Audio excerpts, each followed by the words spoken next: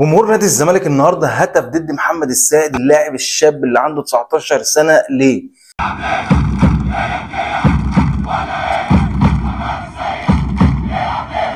جمهور نادي الزمالك النهارده ما بطلش يهتف ضد محمد السيد، هدف يعني ضده كتير جدا.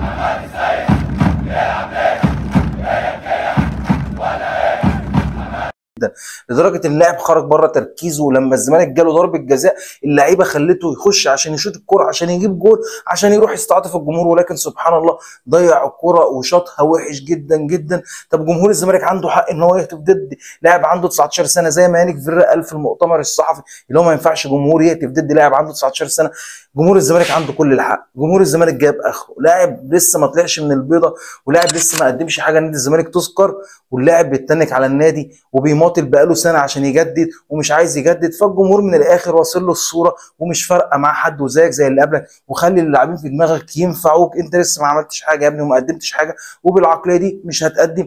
وربنا يهديك يا اخويا، اعمل لي فولو وشير ولايك وصلوا على النبي صلى الله عليه وسلم.